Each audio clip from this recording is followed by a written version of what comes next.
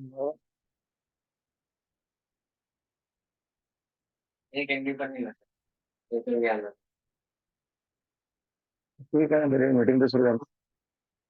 मैंने आए सांगितलं सुरू। मैंने यूज किया 12 एमबी।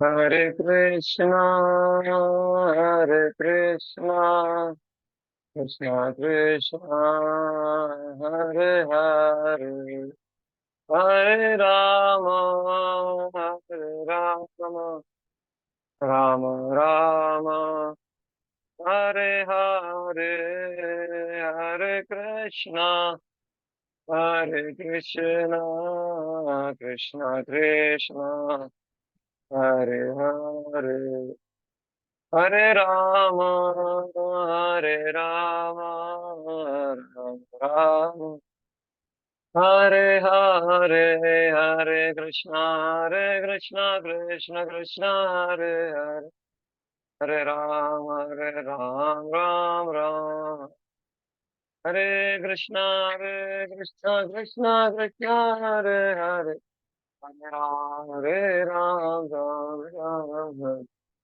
हरे कृष्णा कृष्ण कृष्ण हरे राम राम। हरे कृष्णा कृष्ण कृष्ण हरे राम राम हरे कृष्णा कृष्ण कृष्ण हरे हरे हरे राम राम कृष्ण हरे कृष्ण कृष्ण कृष्ण हरे हरे हरे राम हरे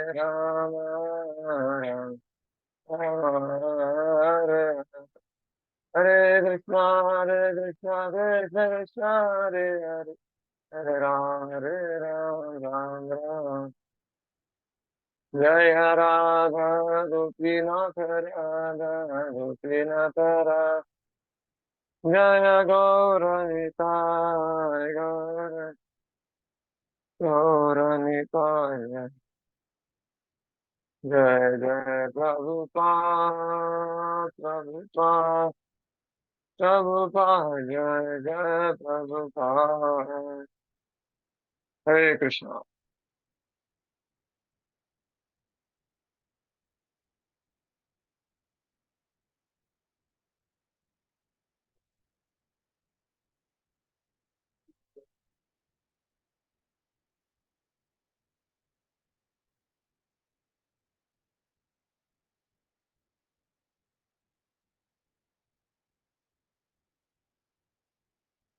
तो सभी भक्तों का हार्दिक स्वागत है। आज इसी कारण से जो समय पे शुरू नहीं हो पाया है, इंटरनेट का समस्या था। तो आज हम 44वें सत्र में हैं। पिछले बार में हम यहाँ पर रुक्ष और योगारूढ़ इस दो योगियों के बारे में बात कर रहे थे। योगारूढ़ और योगारूढ़ जो है, तो योग आरूढ़ मतलब जो शुरुआत में यम नियम आसन प्राणायाम प्रत्याहार, यम नियम आसन प्राणायाम प्रत्याहार को पालन करता है, इसको योगारूढ़ कहते हैं। और योगारूढ़ मतलब जो धारणा ध्यान समाधि इस स्तर में जो है उसको योगारूढ़ कहते हैं। तो निष्काम कर्म योग करते करते व्यक्ति ज्ञान को प्राप्त करता है और ज्ञान से फिर अष्टांग योग में प्रवेश करता है। छठे अध्याय के अंत में भगवान बताएंगे कि सर्वश्रेष्ठ योगी कौन है। योगी नाम अपनी सर्वेशा मद्गतेनंतरात्मना श्रद्धावान भजते यो माम समय युक्त तमो मतः। तो हम पिछली बार चर्चा कर रहे थे कि किसका मन नियंत्रण में रहता है। जितात्मना प्रशांत परमात्मा समाहिता शीतोष्ण सुख दुखेशु तथा मानापमान है। तो जितात्मना मतलब आत्मा को जितने जीत लिया है, मन को जितने जीत लिया है, वो शांत है, वो शांत रहे। अशांति का कारण हमारा चंचल मन, जो विषयों में लगा हुआ है, विषयों में आसक्त है। ये जो विषयों में आसक्त मन है, ये अशांति का कारण है। लेकिन जितात्मना प्रशांत से, जिसने मन को जीत लिया है, मन जिसका नियंत्रण में है, वो शांति को प्राप्त करता है। तो इसीलिए यमुनाचार्य भी प्रार्थना करते हैं कि समाशिता ये पद बोलते हैं कि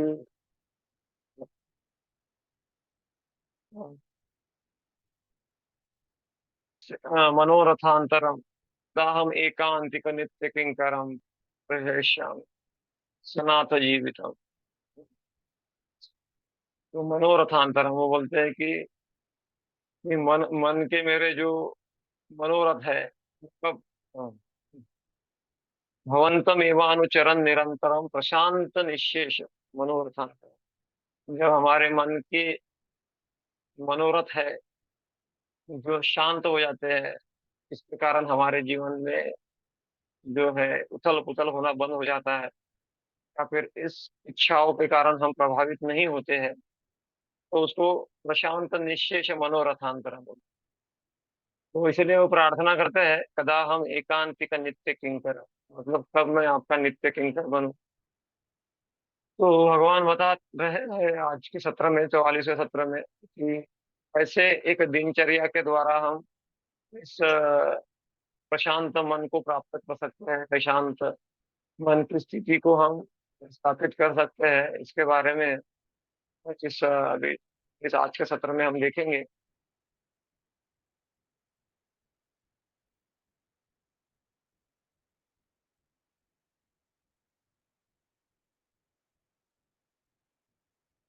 तो, तो भक्ति योग के प्रैक्टिस में अलग अलग स्टेजेस, अलग श्लोकों के माध्यम से आप बताइए प्रभुपाद, भगवान ने कि वो कैसे बैठता है, कैसा वो उसका बॉडीली पोस्चर होता है, कहाँ पे बैठता है, और कैसे अपने इंद्रिय को नियंत्रण करता है, कैसे मन को नियंत्रित करता है, इसके बारे में इस योग में बताया। तो जो योगारूढ़ व्यक्ति होता है, योगारूढ़ व्यक्ति एकांत स्थान में बैठता है, और एकांत स्थान में बैठकर अम, अष्टांग योग का अभ्यास करता है, क्योंकि वो इसके बारे में भगवान बता ही रहे हैं कि एक जो योगारूढ़ व्यक्ति है, वो सामान्य लोगों से मिलता नहीं है, वो एकदम मिलता नहीं है। तो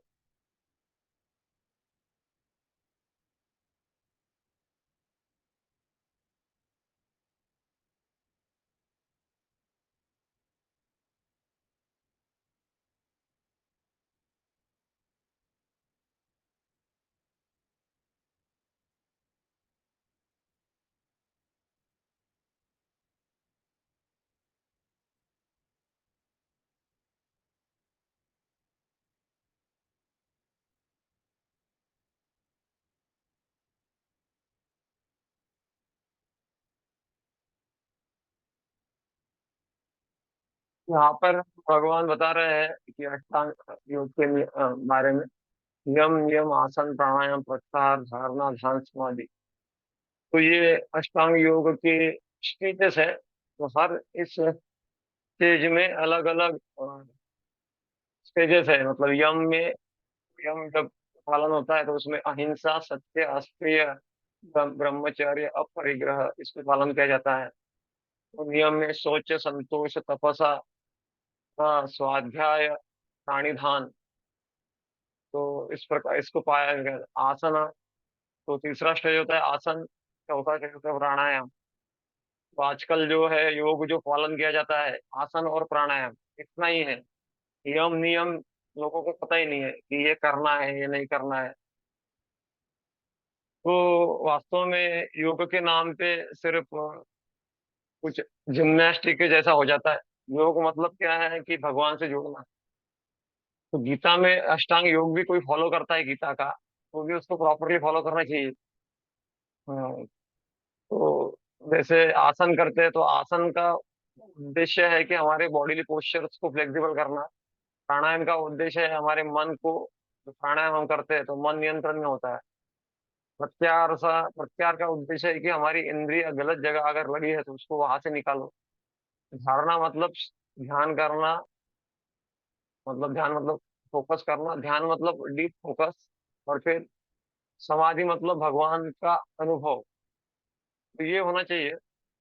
यहाँ पे भगवान बता रहे हैं, योगी युंजित सततम आत्मानं रहसि स्थिता एकाकी यत चित्तात्मा निराशी अपरिग्रह। तो योगी युंजित सततम, योगी जो होता है, सतत शब्द भगवान बहुत यूज करते हैं गीता में कि सतत जो होता है, तो योगी क्या करता है, एक दिन खाया और दूसरे दिन नहीं खाया, ऐसा करता है क्या? एक्चुअली थोड़ा सा विचार किया जाए तो हम अपने देह के लिए सतत होते हैं एकदम। मतलब खाना सतत है, सुबह शाम दोपहर, तो सुबह शाम बराबर सतत खाते रहते हैं। और और कुछ भी हमारे देह के स्नान है सतत हम करते रहते हैं। लेकिन भक्ति का अभ्यास, योगाभ्यास जो होता है वो हम सतत नहीं करते हैं। क्योंकि हमको उसमें इंटरेस्ट दिखाई नहीं देता है। हम इंटरेस्ट उसी में लेते हैं जिसमें हमारा इंटरेस्ट हमको लगता है। तो यह अज्ञान के कारण है। तो आत्मा नाम रहस्य एकाकी यत चित्त आत्मा निराशी अपरिग्रह, तो एकाकी रहता है तो सांसारिक लोगों से ज्यादा मिलता जुलता नहीं है। निराशी, निराशा मतलब हम्म, मतलब उसका कोई आशा नहीं रहता है कि ये एक मेरे काम में आएगा, मेरे व्यक्ति काम में आएगा। उसका आशा भगवान से ही रहता है। और अपरिग्रह मतलब वो ज्यादा जमा नहीं करता है इस चीजों को आवश्यकता से। ये लक्षण बताए गए योगी के। तो भगवान का साक्षात्कार अलग अलग हो सकता है। जो ब्रह्मवादी होते हैं, ज्ञानी होते हैं, उनको अलग साक्षात्कार होता है, परमात्मावादी को अलग साक्षात्कार होता है। तो ब्रह्म का साक्षात्कार करने वाले सत एस्पेक्ट होता है भगवान, सत सत एस्पेक्ट का अनुभव करते हैं। और और परमात्मा जो परमात्मा इसका जो अनुभव करते हैं तो उनको सचित, वो जो भगवान का जो अनुभव करते हैं। लेकिन जो ध्रुव महाराज जैसे उन्होंने भगवान का अनुभव किया, तो वो सचित और आनंद, इस तीनों लेवल पे भगवान का रियलाइजेशन होता है, अनुभव साक्षात्कार होता है। तो यहाँ पर ये बता रहे हैं कि वदन्ति तत्त्वविदस्तत्त्वं यज्ञान अद्वय ब्रह्मेति परमात्मेति भगवान इति शब्दते। तीनों योगी जो भी है, तीनों वाले है, ज्ञानी, योगी और भक्त, ऐसा है। तो उनको तीनों को इस सतत इसमें प्रयासरत रहना होता है। जैसे एक स्टूडेंट होता है, वो नहीं बोल सकता कि एक दिन पढ़ लिया मैंने, अभी एग्जाम में डायरेक्ट एग्जाम देने जाऊंगा। तो वैसे ही life is preparation, death is examination. तो उसके लिए हमको सतत कुछ तो संकल्प लेके आगे बढ़ना होता है आध्यात्म में भी। तो उसको सुचे देशे प्रतिष्ठाप्य, मतलब वो अच्छी जगह पे, थोड़ा क्लीन जगह पे बैठता है। और सबसे महत्व सर्वश्रेष्ठ योगी का कौन है यहाँ पे, तो जो कृष्ण भावना भावित होता है वो सर्वश्रेष्ठ योगी बोलते हैं। तो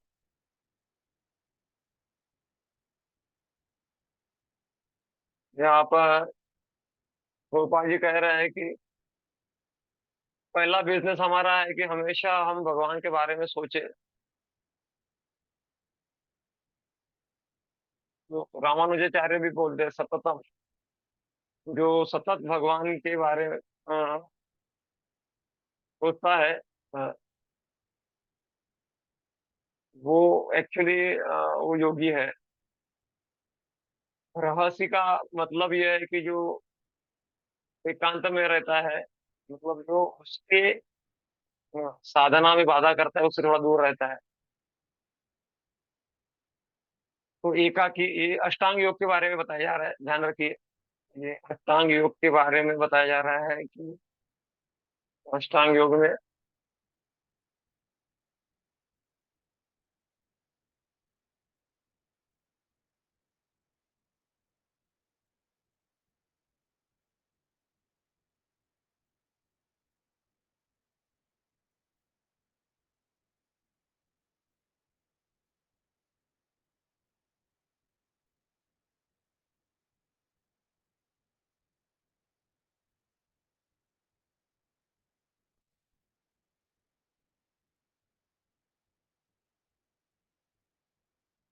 यहाँ पे यह तो चित्त का आत्मवलोकन, वो क्या करता है अपने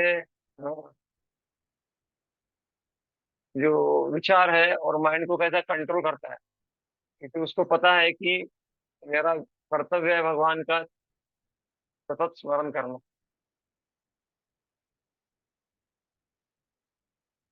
तो निराशी मतलब, ये चर्चा हमने किया, निराशी मतलब आशा नहीं रहता है, तो तात्पर्य में प्रभुपाद जी बोलते हैं कि उसमें उसको अननेसेसरीली चीजों के लिए ऐसे लालायित नहीं होना चाहिए कि ये चाहिए वो चाहिए वो चाहिए। हाँ, कि मुझे, मैं ये जमा करूंगा वो जमा करूंगा, ये हमारी बुद्धि में होता है। ये ज्ञान एक्चुअली जब हम मायाग्रस्त होते हैं तो, हाँ, माया का अर्थ ही है कि जो हमें आवश्यक नहीं है उसके प्रति हम लालायित हो जाते हैं। ज्ञान होते हुए भी कभी कभी हम साधु संगत में नहीं होने के कारण इससे हम प्रभावित होते हैं। इसलिए हमको थोड़ा सावधान रहना चाहिए कि क्या हमारे लिए आवश्यक है, क्या हमारे लिए आवश्यक नहीं है। तो कृष्ण भावना का अभ्यास करते हुए हम ये सारी चीजों को बराबर कर सकते हैं। तो इसीलिए रूप गोस्वामी कहते हैं कि भक्त का मतलब ये नहीं है कि वो सब कुछ छोड़ देगा या फिर सब कुछ चीजों का भोग करेगा। तो वो भोग करता है ना त्याग करता है, वो सारी चीजों को भगवान की सेवा में उपयोग करता है। इसलिए बोला जाता है, अनासक्त विषयान यथारम उपयुञ्जता निर्बंध कृष्ण संबंधे युक्त वैराग्य मुच्यते। युक्त वैराग्य मतलब, ये मेरी गाड़ी है तो मैं मंदिर जाने के लिए उपयोग करूंगा, या फिर जो आपके लिए भी जाता हूँ तो उद्देश्य होना चाहिए कि भगवान की सेवा के लिए मैं कमाई करूँ। जीवन ही सेवा में बन जाना चाहिए। कुछ लोग त्याग त्याग देते हैं भौतिक चीजों को, समझ नहीं पाते भगवान से उसका संबंध। तो उसको रूप गोस्वामी कहते हैं, प्रापंचिका तया बुद्ध्या हरि संबंधी वस्तुना मुमुक्षुभिः परित्यागो वैराग्यम फल्गु कथ्यते। तो उसको फल्गु वैराग्य कहा गया है। कृष्ण भावना भावित व्यक्ति जो है, ये एक परफेक्ट योगी है। वो जानते हैं कि सब कुछ कृष्ण से संबंधित है, तो इसलिए वो अपने खुद का मतलब मैं मेरा मेरा मेरा मेरा ऐसा करते कहते नहीं है। और वो कुछ ऐसा नहीं चाहते कि मुझे प्राप्त हो, इसलिए वो अनुकूल चीजों को स्वीकारते हैं, प्रतिकूल को त्यागते हैं, और भौतिक चीजों से दूर रहते हैं, और थोड़ा भौतिक लोगों से भी दूर रहते हैं। एक स्टोरी आता है कि मगरमच्छ और बंदर का। तो मगरमच्छ पानी में था और बंदर पेड़ पे था, दोनों ने दोस्ती कर लिया। तो एक दिन बंदर का जान खतरे में आ गया। तो स्टोरी है, कभी शेयर करेंगे। उसमें मगरमच्छ ने बोला तुम मेरे अच्छे दोस्त हो। एक बार मगरमच्छ की पत्नी ने बोला कि तुम्हारा वो बंदर दोस्त है, उसका मुझे उसको मुझे भोजन करना है। तो मगरमच्छ ने भी बंदर के, तो मगरमच्छ भी अपनी पत्नी के फेवर में हो गया, और उसने सोचा कि चलो अभी मेरे पत्नी के लिए मेरे दोस्त की जान भी देता हूँ। तो मगरमच्छ ने बोला बंदर को कि मेरे पत्नी ने तुमको फिस्ट के लिए बुलाया है। तो बंदर भी चला गया पेड़ के ऊपर बैठकर।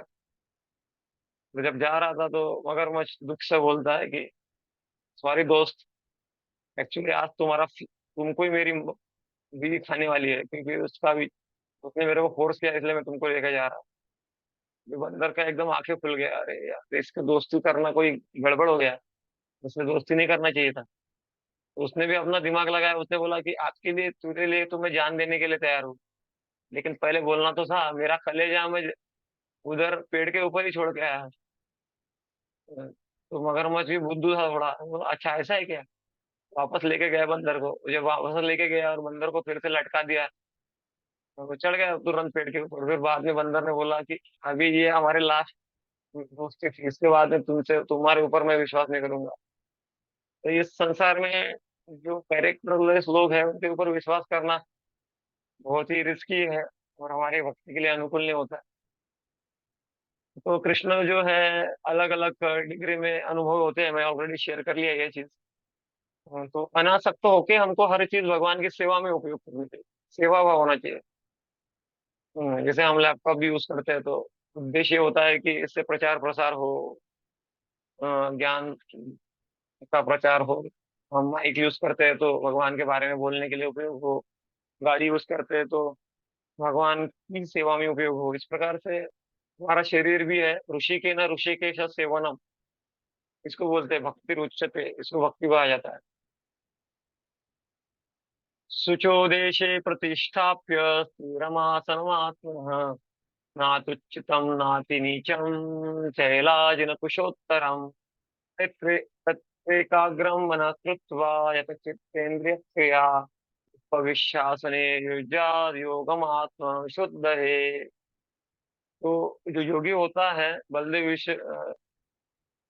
कहते हैं कि सूचे दे पे देशे प्रतिष्ठाप्य, जहाँ पे हम भजन करते हैं, साधना करते हैं, वास्तव में वो स्थान थोड़ा स्वच्छ होना चाहिए। स्थिर न आसन आत्मना। हाँ, स्थिर आसन है, ऐसा नहीं कि घूम रहे। एक्चुअली अष्टांग योग के बारे में बोला गया है, थोड़ी फ्लेक्सिबिलिटी है, थोड़ा सा अनुकूलता है इसमें, भक्ति योग में। तो बोला गया है कि आसन एकदम ऊंचा भी नहीं होना चाहिए, नीचा भी नहीं होना चाहिए, और मन एकाग्र करना चाहिए।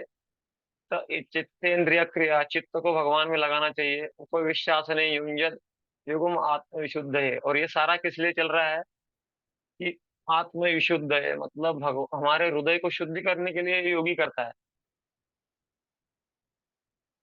तो ध्यान योग में ये सारी चीजें हैं कि उसको क्या है, घास का जो है आसन लेना पड़ेगा, एकांत में जाना पड़ेगा। अ, उसको क्या, हिरन की खाल जो रहती है उसके ऊपर बैठ के ध्यान करना है। ऑलरेडी बोल दिया मैंने, ऊंचा नहीं होना, नीचा नहीं होना चाहिए। तो वो एकदम संकल्प लेके बैठ जाए, नहीं फिर इससे बात किया मोबाइल पे, उससे बात किया, ऐसा नहीं। ये असंग योग। तो बलदेव विद्याभूषण जो है आसन के बारे में बोलते हैं, आसन शुद्ध होना चाहिए, विशेष करके जगह जैसे गंगा यमुना का तट तट होता है, या फिर मंदिर होता है, ऐसे स्थानों पे भक्ति की जा सकती है या फिर योग किया जा सकता है। तो आसन जो है स्थिर होना चाहिए, ऐसा नहीं होना चाहिए।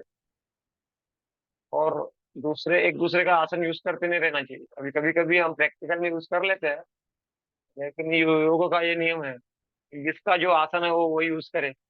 ऐसा वर्णन आता है कि अश्वशिरा और वेदशिरा नाम के दो ऋषि थे इतिहास में। और वो वेदशिरा सब बाहर गए थे, तो अश्वशिरा ने वो आसन ले लिया बैठने के लिए। वेदशिरा वापस आया तो वो कहला कि तुम सांप के जैसे दूसरे के जगह पे आके बैठ जाते हो।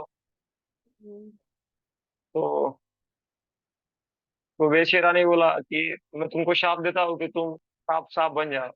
वेदशिरा ने भी बोला तुम जो कौवा जैसे बड़बड़ कर रहे हो, तो सोचता हूँ कि तुम कौवा बन जाओ। तो दोनों ही फिर, लेकिन क्योंकि महात्मा लोग थे, क्रोध के प्रभाव में आ गए। तो एक बन गया कालिया नाग, और दूसरा बन गया काक भुषुंडी कौवा। तो मान गए वो, लेकिन फिर भी सांप का परिणाम होता ही है। ये ध्यान के बारे में बोलते हैं कि तो, तो मन को नियंत्रित करके भगवान पे ध्यान योगित ये करना। तो, तो जो हृदय को शुद्ध करता है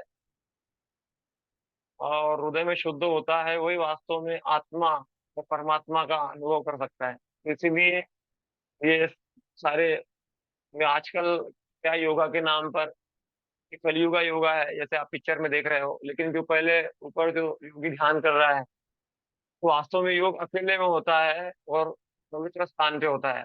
ये मॉडर्न योगा में क्या हो गया है, स्त्री पुरुष साथ में बैठ के योगा कर रहे हैं। इसमें क्या योगा हो रहा है?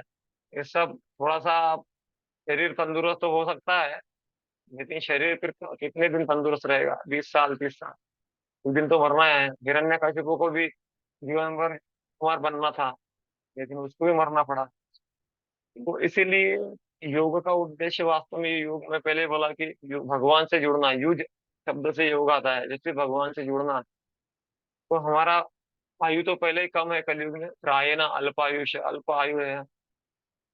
ऐसे कलयुग में वास्तव में असली योग तो भगवान जी बोलते हैं कि केवल इस अल्पायु है, कभी भी कोई भी मर सकता है। तो हाँ, कलयुग के लिए रिकमेंडेड है हरेर नाम, हरेर नाम, हरेर नाम, केवल केवल हरि का नाम ही, हरि का नाम है, हरि का नाम ही है। तो समं काया शिरो ग्रीव धारयन् अचलं स्थिर संप्रेक्ष्य नासिकाग्रम स्वदिशश्चानवलोकयन् शान्तात्मा विगतधीर् ब्रह्मचारी व्रते स्थितः न संयममच्चित्तो युक्त आसीत मत्परः।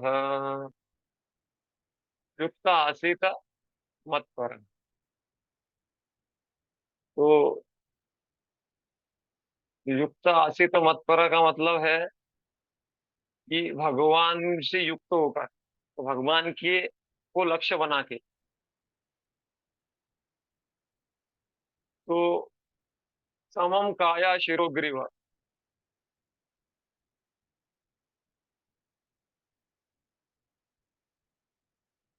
शिरो, समम काया शिरो ग्रीव। तो काया मतलब हमारा शरीर, शिर मतलब सिर हमारा, ग्रीव मतलब अपनी गर्दन। वो एक लाइन में होना चाहिए, धारायण अचलम स्थिरम। चलम मतलब हिरना नहीं चाहिए वो। संप्रेक्ष नासिकाग्रम, संप्रेक्ष नासिकाग्रम मतलब हमको पूरा आंखें खुली नहीं रखना चाहिए, इससे हमारा ध्यान भटक सकता है। पूरी आंखें बंद भी नहीं कर लेनी चाहिए, जिससे हम सो सकते हैं। यदि आंखें खुली रख के नाक के साथ ध्यान धारण करना है, तो दिशच्चानवलोकयन, इधर उधर देखना नहीं है। प्रशांत आत्मा विगत भी, और मन में शांति होनी चाहिए। हाय हाय नहीं होना चाहिए। विगत भीर, और डर नहीं होना चाहिए। ब्रह्मचारी व्रत स्थित, और ब्रह्मचार्य का पालन होना चाहिए। मन संयम्य मच्चित्तो, और मन क्या होना है, संयमित होना चाहिए। हम्म, संयम से युक्त होना चाहिए, और मत चित्तो, चित्त में भगवान का स्मरण होना चाहिए। तो इस प्रकार से बोला गया है। तो कैसे मेडिटेट करना है?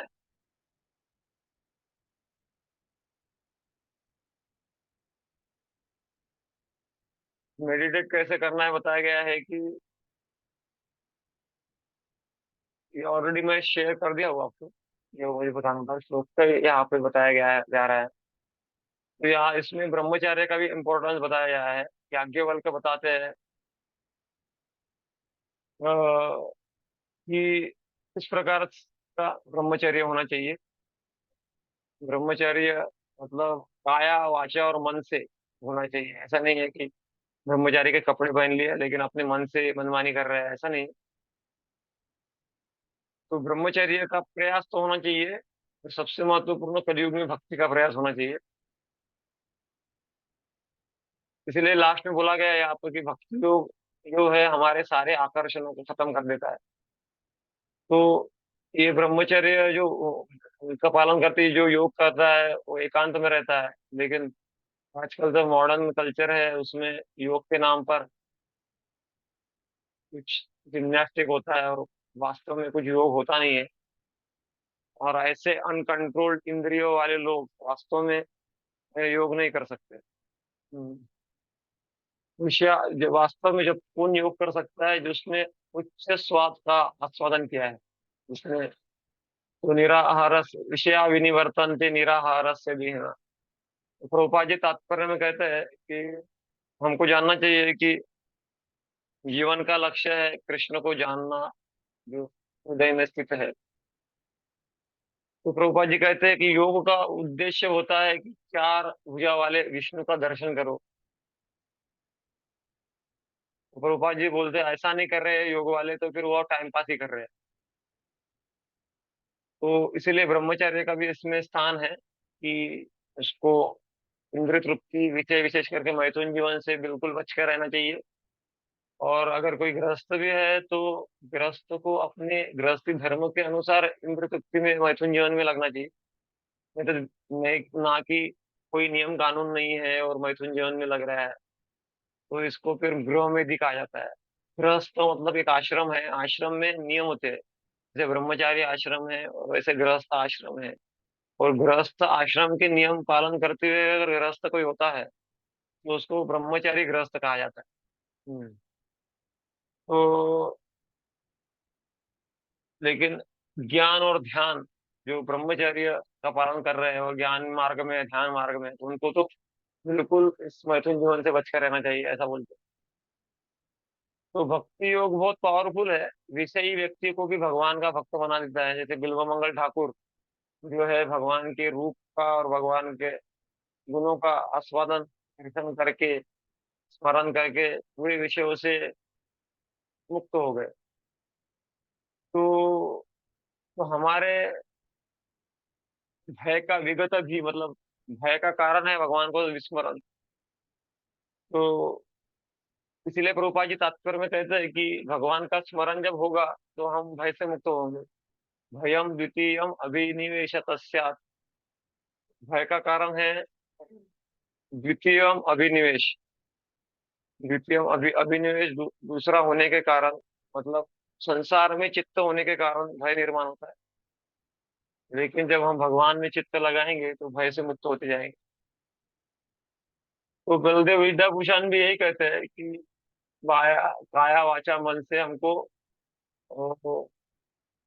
स्ट्रांग, मतलब एक काया वाचा बॉडी, हमारा आंख और मन स्थिर होना चाहिए। और इंद्र तृप्ति के विचारों से निकाल लेना चाहिए उसको, मन को, और विष्णु पे ध्यान धारण करना चाहिए। ऐसा योगी के लिए है। युंजय नैवं सदात्मानं योगी नियतमानसा शांति निर्वाण परमाम संस्थानम अधिगच्छति। तो यहाँ पे बोल रहा है कि जैसे हम अभ्यास करते रहते हैं शरीर मन और अपने कार्यों द्वारा, तो मन नियंत्रित होता है और ऐसे व्यक्ति वास्तव में वह संस्था अधिगच्छति, वो भगवत धाम जाने के लिए योग्य हो जाता है।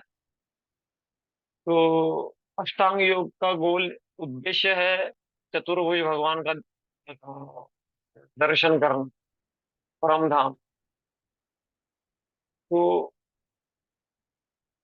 प्रभुपाद जी तात्पर्य में यही बताते बार बार कि योग का उद्देश्य कोई भौतिक सुविधाओं को प्राप्त करना नहीं है या स्वर्ग लोक में नहीं जाना है। योग का अर्थ है कि भगवान से जुड़ना। अ,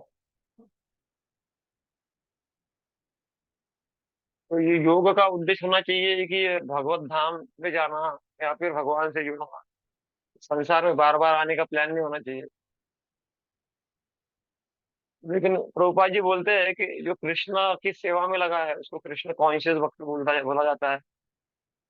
तो उसके सेवाओं में उसका पूरा मन भगवान की सेवा में रहता है और वो भगवान के बारे में सोचता रहता है। तो ऐसा भक्त वास्तव में गोलोक जाने के लिए लायक हो जाता है। तात्पर्य में रूपा जी कहते हैं कि भगवान के समझ के बगैर, भगवान को समझे बगैर, जन्म कर्म च में दिव्यम, कोई भगवत धाम नहीं जा सकता। तो ये संसारिक बंधन से मुक्त हो जाए और हम भगवत धाम जाए, ये योग का लक्ष्य होना चाहिए। नहीं तो संसार का विषय भोगों में और योग करे और भोग में जाए, योग और भोग, इसके लिए योग नहीं होता है। नास्तनस्तु योगोस्ति न चैकांतमन मनश्नतः न चापि स्वप्नशीलस्य जागृतौ नैव चार्जुन। तो क्या बोले रामानुजाचार्य कहते हैं कि नास्तास्तु योगोस्ति न चैकांत मनश्नतः। जरूरत से ज्यादा खाना और कभी कभी ज्यादा उपवास करना भी ठीक नहीं होता है।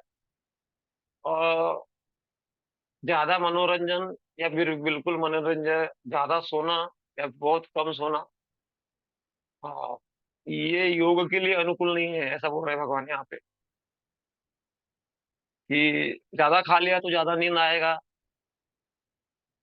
अगर ज्यादा उपवास कर लिया तो, ज्यादा उपवास कर लिया तो तबीयत बिगड़ सकता है। तो उपवास करना है तो जो हमको रिकमेंड किया गया है उपवास करने के लिए, वो उपवास करना है हमको, ने मनमाने ढंग से नहीं करना है। तो इसको बोलते हैं बैलेंस। बैलेंस बहुत होना है। आजकल लोग क्या करते हैं, तो भोग में जाते हैं, को त्याग में जाते हैं। बैलेंस जब बना के जब चलना, बैलेंस इन द सेंस अति नहीं होनी चाहिए कुछ चीज की, क्योंकि हमारा जो लेवल है वो साधक का लेवल है, इसलिए उसके लिए रिकमेंड किया गया है। युक्ताहार विहारस्य युक्त चेष्टस्य कर्मसु युक्त स्वभावबोधस्य योगो भवति दुःखः। तो युक्ताहार विहारस्य, तो युक्त आहार मतलब जो भी आहार हम कर रहे हैं वो भगवान से संबंधित हो, जो विहार कर रहे हैं वो भगवान से संबंधित होना चाहिए। युक्त का मतलब ही होता है कि भगवान से संबंधित। युक्त चेष्ट से हमारा जो कार्य हम कर रहे हैं उसमें भगवान का कुछ संबंध होना चाहिए। एटलीस्ट इतना तो होना चाहिए कि भगवान की प्रसन्नता के लिए मैं करना चाह रहा हूँ। युक्त, मैं सो भी रहा हूँ तो ये होना चाहिए कि मैं अगले दिन अच्छे से सेवा कर सकूं, इसलिए मैं सो रहा हूँ। युक्त स्वप्ना हो बोधस्य योगो भवति दुख। हाँ, तो ऐसा जब होगा तो दुख का नाश हो जाएगा, दुख जो जीवन में है। तो इसलिए कृष्ण भावना व्यक्ति जो है उसके लिए क्या है कि जो भगवान को अर्पित अन्न है वही खाता है वो। हाँ, और वही बोल रहा था कि फास्ट आवश्यकता से ज्यादा करता नहीं है, होता नहीं है। ज्यादा ज्यादा ज्यादा खाएंगे तो ज्यादा सोएंगे, ज्यादा सोएंगे तो ज्यादा सपने आएंगे, और फिर हो सकता है तमोगुण ज्यादा होने से पतन भी हो सकता है। तो इसीलिए रेगुलेशन होना चाहिए। रेगुलेटर होता है ना, जैसे एक गैस में रेगुलेटर होता है, उसका उद्देश्य होता है जब ज्यादा आग चाहिए तो ज्यादा बढ़ा सकते हैं, जब कम चाहिए तो कम। वैसे जीवन में कुछ रेगुलेशन होना चाहिए, नहीं तो कभी भी खाते जा रहे हैं, खाते जा रहे हैं, सोते जा रहे हैं, ऐसा भी नहीं होना चाहिए। तो ये योग के रास्ते पे रुकावटें है, आहार, सोना, काम, मनोरंजन। तो इसको बैलेंस बना के थोड़ा देखना चाहिए कि हम कृष्ण से संबंध में है कि नहीं। तो यहाँ पर अष्टांग योगी और भक्ति योग के लक्षण बताए गए हैं। अष्टांग योग में क्या होता है, तप का प्रिंसिपल है। तो ये आप देख लेना इसको, माइंड कंट्रोल। तो उसमें स्ट्रगल ज्यादा होता है अष्टांग योग में। वो बहुत स्ट्रगल करता है, मतलब संघर्ष करता है मन को नियंत्रित करने के लिए। लेकिन भक्ति योग में ये बहुत आसान हो जाता है। वो अष्टांग योग में भी पॉजिटिव फीलिंग ऑफ, मतलब मैं मेरा है, मेरा मेरा करता नहीं है। हम्म, लेकिन भक्त जो है मेरा मेरा भी नहीं करता है और तेरा तेरा भी नहीं करता है, वो सब कुछ क्या करता है, भगवान की सेवा में लगाता है। तो ये तुलना की गई है यहाँ पर अष्टांग योग की। और अष्टांग योगी कैसे बचता है, तो उसके बारे में बताया गया कि ऐसा बैठेगा, वो घास का जो है आसन होगा, वैसा वैसा। लेकिन भक्ति योग क्या है, और फ्लेक्सिबिलिटी है इसमें।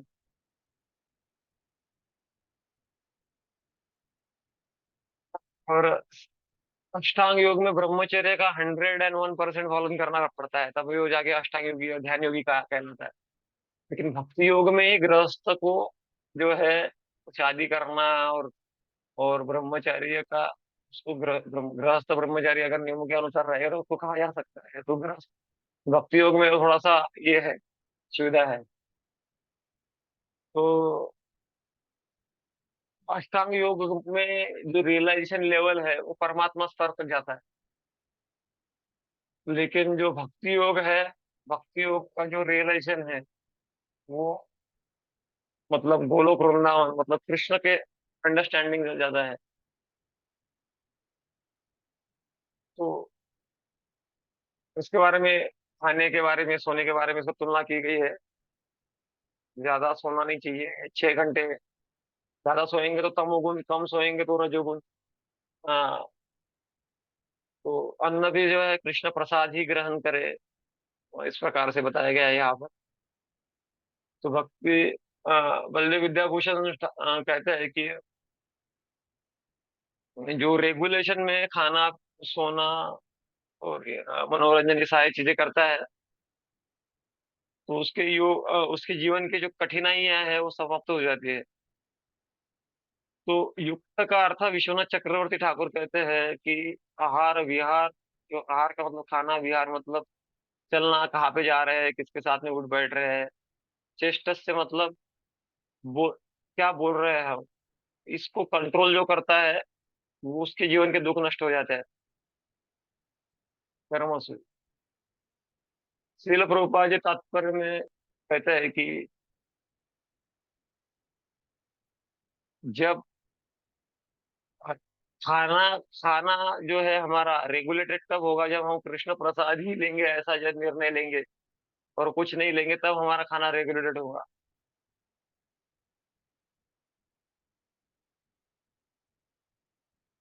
तो कृष्ण भावना भावित व्यक्ति के लिए प्रभुपाद जी कहते हैं कि वो कृष्ण भावना भावित व्यक्ति जो होता है अलर्ट रहता है अपनी ड्यूटी के प्रति, इसलिए वो आवश्यकता से ज्यादा सोता नहीं है।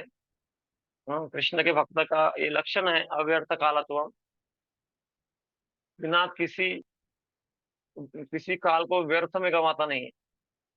हालांकि ये आइडियल स्टैंडर्ड्स है और इसको हमको रिच करना है, वहां पे जाना है, लेकिन हमको पता होना चाहिए कि हेल्दी जो स्वस्थ व्यक्ति के लक्षण क्या होते हैं और बीमार व्यक्ति के लक्षण क्या होते हैं। तो स्वस्थ व्यक्ति अपना टाइम पास बिल्कुल नहीं करता है, इधर की बातें उधर की बातें ऐसा वैसा करता नहीं है, वो बराबर समय को भगवान की सेवा में लगा। हम्म। तो कुछ भी ऐसा कार्य नहीं करता है जो डायरेक्ट भगवान की सेवा में नहीं है, इसीलिए उसके जीवन में इंद्र तृप्ति का कोई प्रश्न ही नहीं है।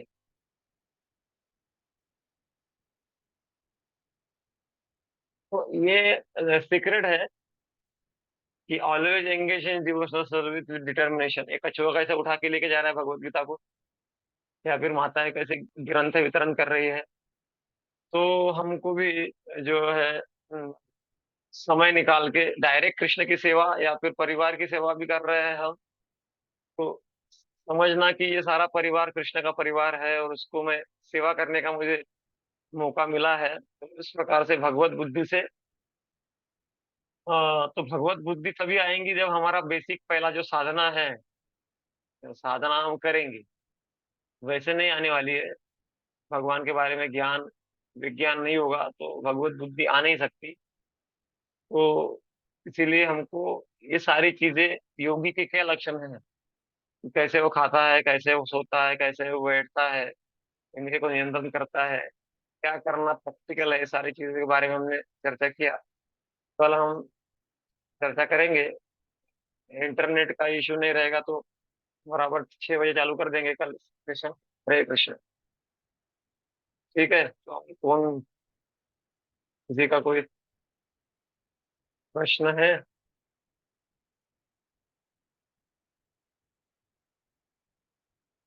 हेलो प्रभु। हाँ। हाँ, हरे अ, कृष्णा। मैं पहली बार हरे कृष्णा हाँ, ओळखला का? पहिले ओळखला ना, मंदिरात आले हम्म. तुम्ही? हो. हो. मी पहिल्यांदाच क्लास अटेंड करत आहे कारण थोडा टाइम नाही भेटत तर या वेळेवर नाही करू शकत पण आज वेळ भेटला तर मी केला अटेंड. ओके. बोला, खूप काय विषय छान होतं प्रश्न होता लेक्चर का? तुमचं. हा. काय प्रश्न होता का तुमचा? खूप छान लेक्चर. हो हो, एक प्रश्न आहे मला की हा. जसं आपण एखाद्या गोष्टीसाठी जेव्हा देवाजवळ प्रार्थना करतो तर मोस्ट ऑफ द टाइम्स जर ती गोष्ट आपल्यासाठी योग्य असेल तर ती आपल्याला भेटते. हा. हो. तर बरेच आता तसं तर मला माझ्याबद्दल काही नाही कदाचित हा क्वेश्चन तू आउट ऑफ सिलेबस होता आज जे तुम्ही सांगितलं की मोस्ट ऑफ द हा. मी एजेड लोकांना थोडं पाहिलं हे आहे की हे- हिंदी मध्ये बोलू शकता का तुम्ही? मला समजत आहे मराठीमध्ये. Yes, yes. हा. हा, म्हणजे हो हो हो बाकीच्यांना हो पण समजेल नक्की इनकेस नक्की हिंदी साइड नक्की. राहत. हा. हा. हा. Okay okay okay sir. हा. जैसे मैंने बहुत बार ऐसे देखा है कि जैसे हम भगवान को जो मांगते हैं वो अगर हमारे लिए योग्य होता है तो हमें मिल जाता है. हाँ. पर कभी हाँ. कभी मैंने ऐसे देखा है कि ये क्वेश्चन आउट ऑफ सिलेबस है वैसे तो लेकिन मुझे पूछने की काफी इच्छा है इसीलिए मैं पूछ रहा हूँ. हाँ, नहीं, तो आउट ऑफ मैंने सिलेबस बहुत ऐसे नहीं है, एजेड लोगों को क्योंकि देखा इच्छाओं के है. बारे में चर्चा है इस आज के सेशन में, क्योंकि आप इच्छाओं के बारे में चर्चा कर रहे हैं। हाँ. तो आउट ऑफ सिलेबस नहीं लग हम्म. रहा है, क्योंकि आज भी योगी का जो होता है वो अन्य इच्छाओं को साइड में रख के भगवान पे मन स्थिर करता है, तो हम्म. थोड़ा लग रहा है रिलेवेंट। पूछिए। तो मतलब बहुत से मैंने जो एजेड लोग होते हैं ना जो मतलब बूढ़े लोग जो अभी सिर्फ उनके कुछ ही दिन बचे हैं या फिर जो लाइफ से तंग आ गए हैं, तो वो बहुत सारे लोग ऐसे देखे हैं मैंने कि जो डेथ को मांगते हैं, मतलब अपनी डेथ इच्छा में मांगते हैं। डेथ रखते हैं कि मुझे अब सिर्फ मरना है। हाँ, हाँ, तो ये डेथ का विश करना, ये बराबर है या गलत है? एक्चुअली डेथ का विश करना ये गलत है। इसीलिए क्योंकि एक्चुअली मनुष्य जीवन में विश होना चाहिए भगवान को प्राप्त करना, भगवान की सेवा करना। हम्म। सिर्फ दुखों से मुक्त होना ये जीवन, मनुष्य जीवन का लक्ष्य नहीं है। अभी ये क्या है कि जो एजेड हम्म। लोग है, जो एजेड है इसका मतलब जरूरी नहीं है कि वो ज्ञान में एजेड है। जो ज्ञान में एजेड हम्म। होते हैं कभी भी ऐसा नहीं मांगेंगे वो, कि वो क्या होते हैं कि वो शूर योद्धा होते हैं। योद्धा होता है ना, तो ज्ञानी जो होता है ना वो हम्म। योद्धा के समान होता है। जो असली योद्धा होता है, जो बॉर्डर पे लड़ाई करता है, तो वो नहीं हम्म। सोचता है कि मैं वो मतलब दुम दबा के भागने वाला नहीं रहता है, क्षत्रिय रहता है ना। तो वो मारेंगे या हम्म। जीतेंगे या मारेंगे ऐसा वाला रहता है ना। तो वैसे ज्ञानी जो होता हम्म। है, वो जो है ऐसे मरने की आशा नहीं करता है। उसका ये रहता है कि कुछ तो कंट्रीब्यूट करना है। भगवान की इच्छा से जब मृत्यु आएंगी आएंगी, लेकिन वो मरने की इच्छा नहीं करता है। हाँ, मतलब खुद होके सुसाइड एटलीस्ट तो नहीं करता है। अभी प्रकृति से कुछ एक्सीडेंट हो गया, कुछ हो गया, वो मर गया, वो बात अलग है। लेकिन हम्म। ज्ञानी व्यक्ति कभी मृत्यु नहीं मांगता है, और उसको फ्रस्ट्रेशन नहीं आता है। क्योंकि एक्चुअली क्या है कि फ्रस्ट्रेशन और ये सुसाइड के थॉट वगैरह है ना, ये देहात्म बुद्धि का लक्षण है। इसीलिए गीता में दूसरे अध्याय में इसको कंसेप्ट को क्लियर कर दिया गया है। जैसे उदाहरणार्थ मैं ठीक तुम है। आपको एक कार का उदाहरण देता हूँ। देहात्म बुद्धि में कार का उदाहरण देता हूँ, तो कार के उदाहरण में कैसा रहता है कि जैसे मेरी कार है, तो मेरी कार नहीं है, मैं भाड़े के टैक्सी में बैठा हूँ और जा रहा हूँ कहीं।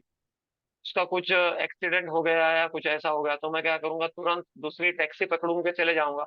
आई am not care, I want to go. Hmm. मैं जल्दी जाना चाहता हूँ तो मैं टैक्सी चेंज कर दूंगा। हाँ, लेकिन लेकिन वही सिचुएशन में मैं खुद की कार लेके जा रहा हूँ, कि नई कार है, और उसको किसी कुछ एक्सीडेंट हो गया, कांच फूट गया, किसी ने फोड़ दिया पीछे का, तो मैं क्या वो छोड़ के चले जाऊंगा आगे? नहीं जाऊंगा, मैं देखूंगा किसने फोड़ा है। फिर हो सकता है मैं पुलिस कंप्लेंट भी करूँ, और make sure that other person get penalty, ये सारा। और उसको मैं मुझे लोड भी यस। आएगा, टेंशन भी आएगा।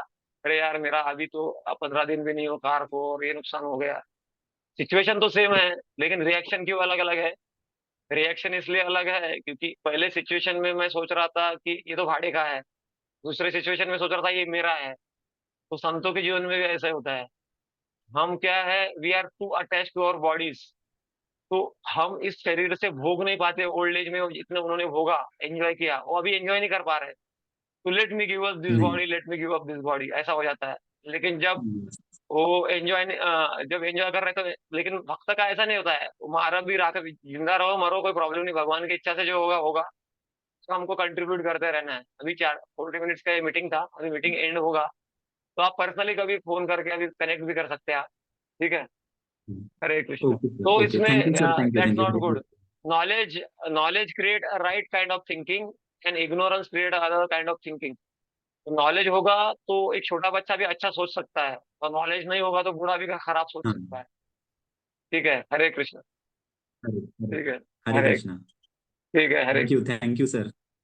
हरे वो thank you. Try to connect एम हेवर हरी बोल। Possible. Okay. Yes yes, always, thank you sir. Hare Krishna.